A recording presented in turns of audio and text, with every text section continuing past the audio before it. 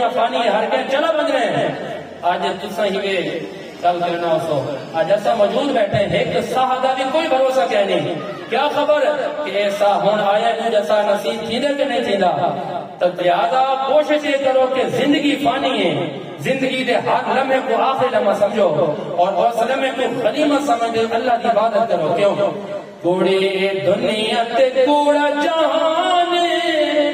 اج سجن دبوں ارمانے اج سجن دبوں ارمانے اتاب لہوے پلہ بسیلا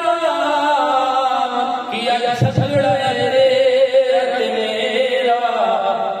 کیا چھڑا ریت میرا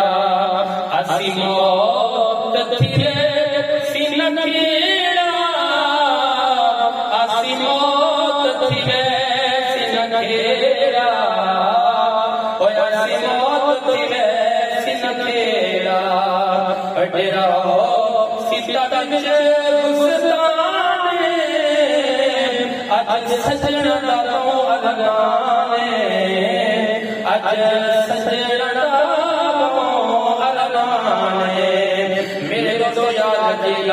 اللہ کے پیارے نبی جناب ابراہیم علیہ السلام آپ آگے جناب اسماعیل علیہ السلام اور آپ کی والدہ مائدہ حضرت حاجرہ کو لے کر ایک ویرانے میں چھوڑ کر واپس جانے لگے بخاری شریف کے حدیث نمبر 1407 ہے حضرت ابراہیم علیہ السلام جب چھوڑ کے جانے لگے سیدہ حاجرہ عرض کرتی ہیں کہ اے ابراہیم اس ویرانے میں چھوڑ کر جا رہے ہو ہمیں کس کے سارے چھوڑ کے جا رہے ہو اب جناب ابراہیم علیہ السلام نے جواب دیا کہ اے حاجرہ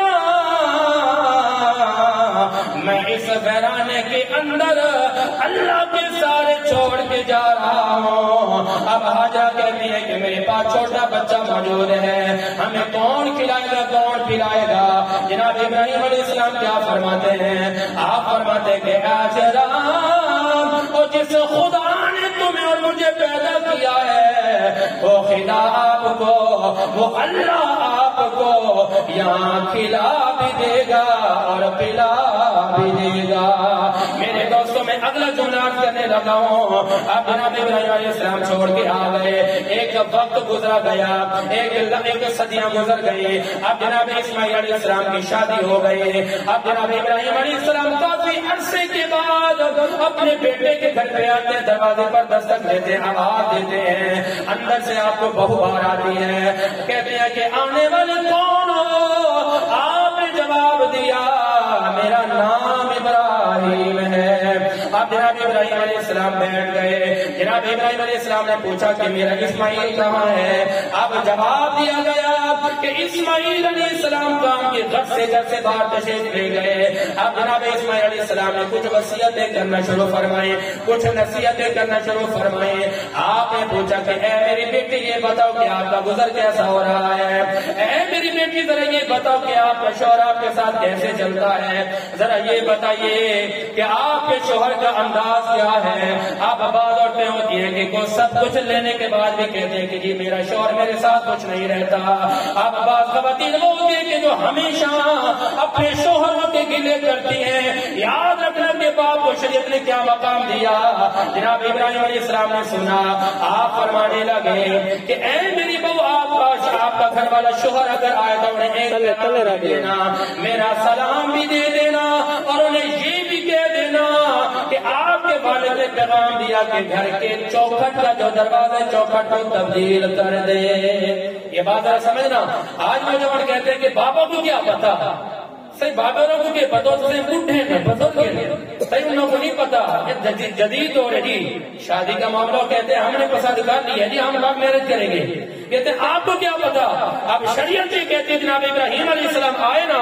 ادھر نبی ہے سامنے نبی کا بیٹا ہے آپ نے دیکھا کہ بیٹی گلے کر رہی ہے شکوے کر رہی ہے آپ نے فرمایا میرا بیٹا آئے نا انہیں پیغام دینا کہ بیٹا گھر کے چوکھٹ کو جو ہے نا تبدیل کر دو کیوں وجہ کیا تھی کہ شوہر کے گلے شوہر کی نافرمانی اور اللہ تعالیٰ کا شکر نہیں ہے، ناشکری ہے۔ فرمایا چوکھٹ پر تبدیل کرنا۔ اب آئے اسماعیل علیہ السلام، پوچھا کہ کوئی آئے تھے؟ جواب دیتے کہ ایک بزرگ آئے تھے، بڑے نورانی چہرے والے تھے۔ فرمایا کوئی پیغام دے کر گئے؟ انہوں نے کہا جی پیغام ایک بھی ہے کہ سلام دینا، گھر کی چوکھٹ کو بدل دینا۔ انہوں نے کہا پھر تیاری کرو، میرے والد گرامی نے حکم دیا ہے کہ جو اللہ کا شکر ادا نہیں کر سکتی اس کو اپنے نگاہ میں نہیں رکھنا۔ ان کو نگاہ سے فارغ کر دیا، طلاق دے دی۔ آپ لوگ کہتے ہیں جی بابا کو کیا پتا، بزرگوں کو کیا پتا، جی کہتے ہیں ان کو کیا پتا۔ اب جناب اسماعیل علیہ السلام نے ان کو فارغ کیا، طلاق کر دی۔ اب ایک صحابی حضور کی بارگاہ میں آتے ہیں، کہتے ہیں کہ یا رسول اللہ یہ بتائیں کہ میرے ماں کا اور میرے باپ کا کیا حق ہے۔ حضور نے بات ختم کر دی۔ امام الانبیاء نبی پاک علیہ السلام نے ارشاد فرمایا،